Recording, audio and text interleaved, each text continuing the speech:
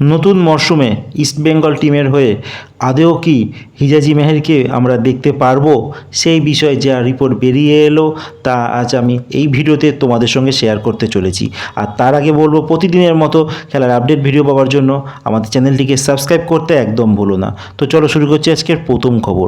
আজকের প্রথম খবরটি বলবো, রিলায়েন্স ফাউন্ডেশন ডেভেলপমেন্ট লিগে আজকের কলকাতার দুই প্রধান মানে ইস্টবেঙ্গল আর মোহনবাগান সুপার জায়েন্ট দুজনই খেলতে নেমেছিল, যেখানে মোহনবাগান তাদের প্রথম ম্যাচ খেলে আর সেই ম্যাচে তারা 2-1 গোলে মুম্বাই সিটি এফসিকে হারিয়ে দেয়। আর ইস্টবেঙ্গল আজকে তাদের দ্বিতীয় ম্যাচ খেলে, যেখানে ইস্টবেঙ্গল টিম 2-0 গোলে অ্যাডামা স্পোর্টসকে হারিয়ে দেয়। এর আগে ইস্টবেঙ্গল টিম 1 গোলে হারিয়ে দিয়েছিল নর্থ ইস্ট ইউনাইটেড এফসিকে, যার জন্য ইস্টবেঙ্গল টিম 2 ম্যাচ জিতে এখন গ্রুপে 1 নম্বর স্থানে রয়েছে। আর অন্যদিকে মোহনবাগান তাদের গ্রুপে 1 নম্বর পজিশনে রয়েছে, যেহেতু মোহনবাগান এখন 1খানা ম্যাচ খেলেছে। বলে রাখি, 4খানা গ্রুপ আছে, 4খানা গ্রুপ থেকে 4খানা যে গ্রুপ টপার হবে তারাই কিন্তু পরের রাউন্ডে যাবে, মানে সেমিফাইনালে উঠবে। তো গ্রুপের টপ তাদের করতেই হবে।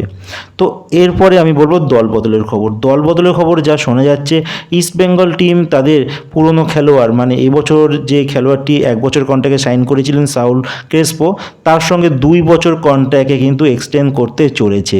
এছাড়াও ক্লেটন সিলভা তার সঙ্গে 1 বছরের কন্ট্রাক্ট এক্সটেন্ড করতে চলেছে।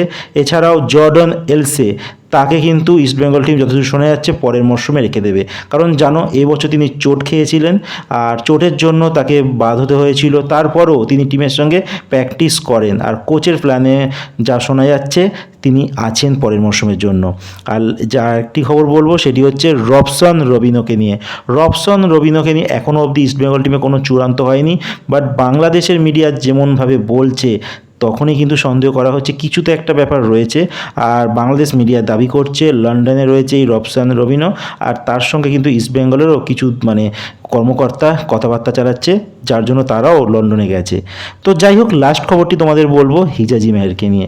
হিজাজি মেহেরকে যা শোনা যাচ্ছে, ইস্টবেঙ্গল টিমের সঙ্গে তার যে আলোচনা ফলপ্রসূ হতে চলেছে, আর তিনি 2 বছরের কন্ট্রাক্টে ইস্টবেঙ্গলে কিন্তু কন্ট্রাক্ট এক্সটেন্ড করতে চলেছেন। তো একটা ভালো নিউজ, ইস্টবেঙ্গলের স্কোয়াড মোটামুটি সেমই থাকবে, দুটো একটা খেলোয়াড়ের পরিবর্তন হবে।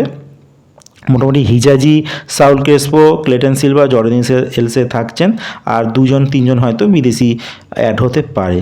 দেখা যাক কারা কারা অ্যাড হয় নতুন খেলোয়াড় হিসেবে।